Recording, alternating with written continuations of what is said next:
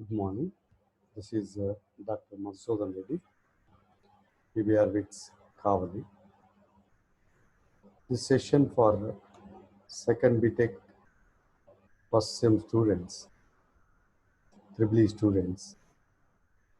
The subject is Basic Electrical Circuits, Unit 4, Network Theorems. In this network theorems, already I covered superposition, reciprocity, Thevenin's, Norton's, maximum power transfer theorem, Millman's theorem in the earlier videos, in the previous videos. In this session, I will cover the two theorems. One is compensation theorem, another is intelligence theorem. So first I can start with the intelligence theorem. After then, I'll complete this compensation theorem. So listen carefully. This figure, which contains one voltage source and the remaining many impedances along with load also. So all these impedances either may be the pure resistance or complex conjugate of resistance and reactance parameters. So Z1 is equal to R1 plus JX1, XL or XC. It depends on this plus and minus. If it is inductive reactance, R1 plus JXL1. If it is capacitive reactance, R1 minus JXC1. Similarly, Z2 also, similarly Z3, similarly Z4. It may purely resistance or it may purely reactance or the combination of resistance and reactance, whatever it may be. But I'll again come back this. If any elements are there, the voltage dropped across those elements. Why? Because the current multiplied by impedance indicated as the voltage drop across that element. V1 is equal to I1 into Z1. V2 is equal to I2 into Z2. V3 is equal to I3 into Z3. V4 is equal to I4 into Z4. Again, see here the directions of the current. If it enters positive, if it leaves minus. So see here, this plus and minus, plus and minus, plus and minus, plus and minus. See here, this is minus and plus.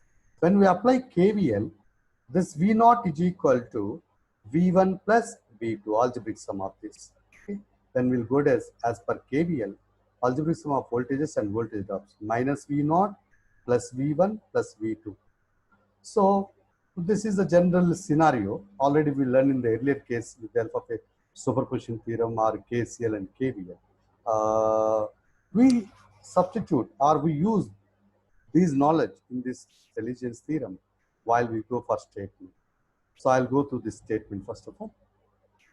Intelligence theorem states that the summation of or the algebraic sum of powers of the total network should be equal to 0, meaning that the delivered power from source should be equal to the consumed powers of all the elements. Mean the source power should be equal to the algebraic sum of all the elements of the network power, or the total power in the summation of total power in the network should be equal to 0 is proved by intelligence theorem. If it is satisfies that when the algebraic sum of all the powers should be equal to 0. Otherwise, this circuit does not satisfy the intelligence theorem, but all the circuits should satisfy intelligence theorem. The algebraic sum of all the powers in any network should be equal to 0. All the powers mean source powers should be equal to load powers or delivered powers. So, or receivers powers. So, you know that source is active element, elements are passive elements. The active element power should be equal to algebraic sum of passive elements powers. So we summarize this, it should become as a 0. So that is indicated as a, that states as a intelligence theorem. But this intelligence theorem is applicable for designing of the filters in signal processing, as well as in case of complex operating system for regulating stability. So when we need of this stability, where we want to maintain the stable voltage, so we want to maintain this stability. So in such a situation, we want to increase the voltage, we want to boost up the voltage. In such a scenario, we use this diligence theorem. Now, so algebraic sum of powers, nothing but Vk Ik, k is equal to 1 to n is equal to 0. Here, this is one source, and I mean, this is one branch, algebraic sum of all the branch powers, all the branch powers. This is one branch, this is one branch, this is one branch, this is one branch, this is one branch. Algebraic sum of all the branch powers should be equal to 0. Where Vk is instantaneous voltage drop in each branch, and Ik is instantaneous current in each branch. So this is the I1. So the same I1 will carry by V0, and this is the I2, impedance 2 carries, and this is the I3, Z3 carries, this is I4, Z4. But in this scenario, in this figure, I3 should be equal to I4. We'll continue the proof of this. So when we'll go through this proof of this, we'll take a analytical values we'll consider. So V1 is equal to 6 volts, V2 is equal to 4 volts, V3 is equal to 3 volts, and V4 is equal to 1 volt. We consider. We taken I1 is equal to 5 amperes, I2 is equal to 2 amperes, I3 is equal to 3 amperes, I4 is equal to 3 amperes. The Millman's, the diligence theorem is also a proof of KCL and KVL. Proof of KCL and KVL. We'll see that. What is that proof? So first step one is verification of KCL. How to verify this KCL? At any node, we should apply the KCL. There are two nodes are there, node A and node B. First apply the KCL at node A. Entering current should be equal to leaving current. In this figure, entering current is I1, leaving currents are I2 and I3. We substitute as per KCL, we'll get the relation as I1 is equal to I2 plus I3. This is the equation 1. So therefore, we see that whether it is satisfied or not. So what is the magnitude of I1? 5 amperes. What is the magnitude of I2? 2 amperes. What is the magnitude of I3? 3 amperes. Therefore, 5 is equal to 2 plus 3 satisfies. Then we'll come back to the node B. At node B, I3 is equal to I4. See that I3 is the 3 amperes, I4 is the 3 amperes. Then step 2, verification of KVL. What is the KVL? Algebraic sum of voltages and voltage drops in a closed loop is equal to 0. How many loops are there? 2 loops. So, are 2 meshes. In mesh 1, see that minus V0 plus V1 plus V2 is equal to 0. Or minus V1 minus V2 plus V0 is equal to 0. Consequence. So therefore, so what is the value of V1? See that 6. What is the value of V2? 4. And what is the value of V0? So minus 6 minus 4 plus 10 is equal to 0. Satisfies. Then in mesh 2. See that in mesh 2. What is that mesh 2? So here mesh 2, we'll see that in this direction, minus V2 plus V3 plus V4 is equal to 0. Or in this direction, in opposite clockwise direction, minus V4 minus V3 plus V2 is equal to 0. So therefore, see that minus V3 minus V4 plus V2 is equal to 0. So V2 is 4. See here, V2 is 4, V3 is 3, and V4 is 1. So 4 minus 3 minus 1 is equal to 0 satisfies. So hence KCL and KVL are satisfied. Now calculation of power in each branch. Already I told you. What is the power? Voltage into current. But individual branch powers, when we want to calculate, we should know the individual branch voltages, instantaneous branch voltages, and individual branch currents. Already we know. So in case of this P1 minus V1 into I1, why? Because see that already voltage is minus, so minus 30 watts. And in case of the second branch, minus V2 into I2, minus 8 watts. In case of third branch, minus V3 into I3, minus into minus, therefore 9 watts. And fourth branch, minus V4 into I4, minus 1 into 3, minus 3 watts.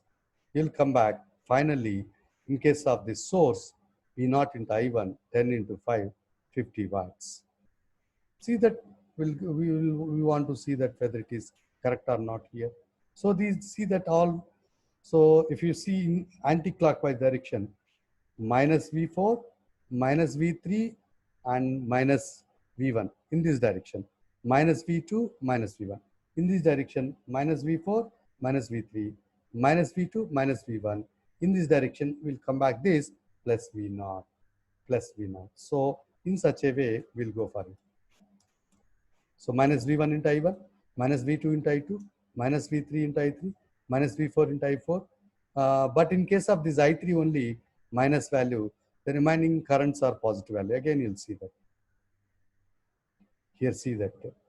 We'll go to this I3, where this value is minus. Why? Because I3 is equal to I4. So here it will go as. So in this way, this I3 is actual clockwise direction. This current is entering, but opposite direction minus value. So therefore, V0 into I1 is equal to 10 into 5, 50 watts. So therefore, algebraic sum of powers minus 3, minus 8, and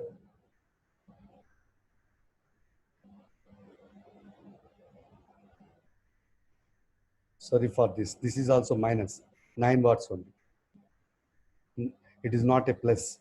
So minus 9 watts. So 38, 40, 38, 47, and plus 3, 50. So sorry for this. So this is plus, minus 3 into plus 3, minus 9 watts.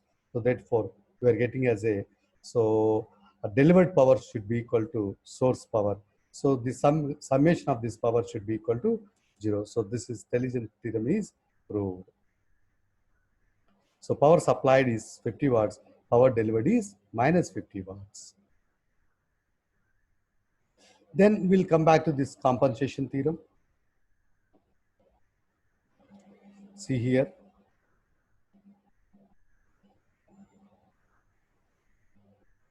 This figure indicated as the compensation theorem.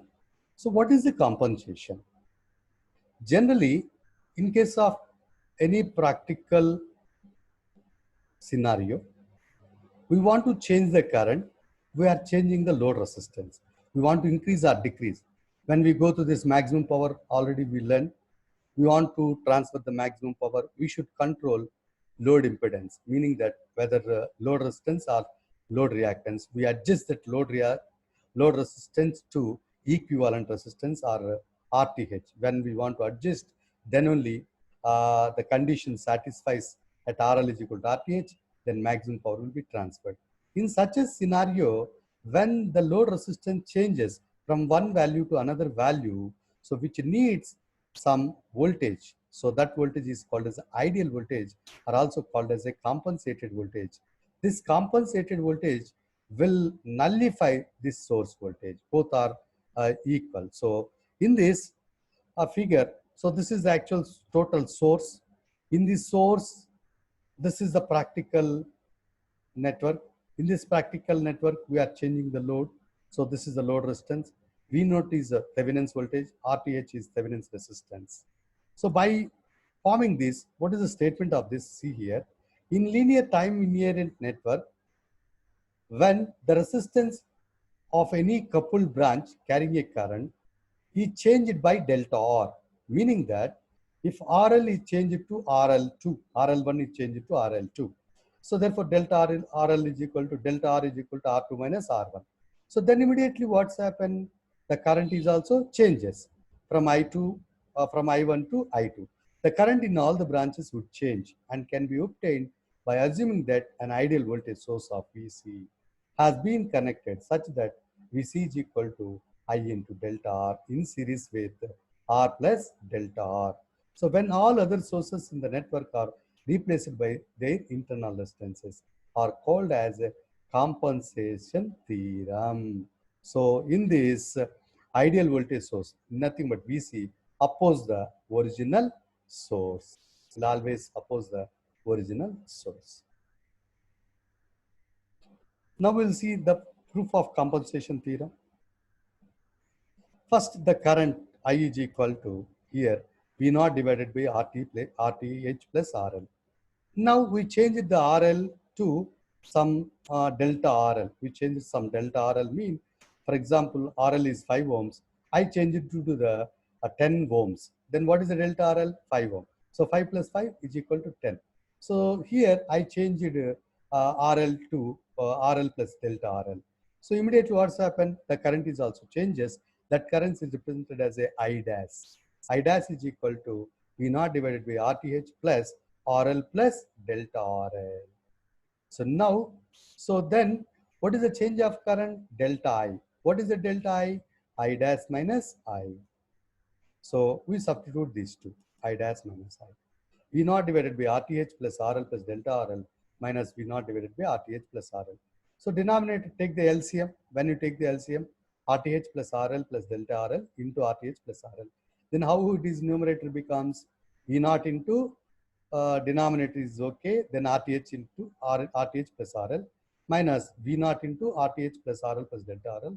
So we take the common as V naught. So it is modified as RTH plus RL minus RTH plus RL plus delta RL divided by denominator is same RTH plus RL plus delta RL into RTH plus RL. Now we will modify this portion one value and minus RTH plus minus RL will get cancelled and V naught. So here minus is there, minus into delta RL into V naught divided by this value. Again, this portion V naught and delta RL is separated. So minus V naught divided by RTH plus RL into delta RL divided by RTH plus RL plus delta RL. Listen carefully, dear students. Here this RTH RL gets cancelled, minus into delta RL into V naught divided by this value. Denominator containing the two parameters. One is RTH plus RL plus delta RL. Another is RTH plus RL. Numerator is also containing two parameters, minus V naught delta RL. So we separated these two terms into two individual parts, isolated. So V naught divided by RTH plus RL, minus sign is taken, and delta RL divided by RTH plus RL plus delta RL. So voltage by V naught divided by RTH plus RL, already we learned in the Thevenin's theorem, it should be equal to load current, that is the I. So minus I, sorry for this, minus I into delta RL. So this minus I into delta RL is nothing but the compensated voltage. So this is the compensated voltage. So therefore, minus VC divided by RTH plus RL plus delta RL. Whatever this delta I will taken by this delta RL into I. And the meaning that V naught divided by RTH plus RL into delta RL is the compensated voltage. Therefore, VC being equal to I into delta RL and is termed as compensating voltage. So like this, so if the load resistance changes from one value to another value, we want to compensate the voltage magnitude without disturbing the source. Otherwise, this source voltage will be disturbed. So we provide this by providing this compensating voltage. So that is about this compensation theorem. So I hope that you understood this, dear students. Compensation theorem is applicable where the load changes. When the load changes, the current is also changes. To maintain the change in the current to be a constant value without disturbance of the source voltage, we have one voltage source. That voltage source is called as a compensating voltage, or we need a voltage magnitude. That voltage is called as a compensating voltage. That value should be equal to I into delta RL. So this compensation voltage depends on RTH RL and delta RL and VTH. So this is about this. Thank you. Thank you. All the best. Stay home, stay safe. God bless you.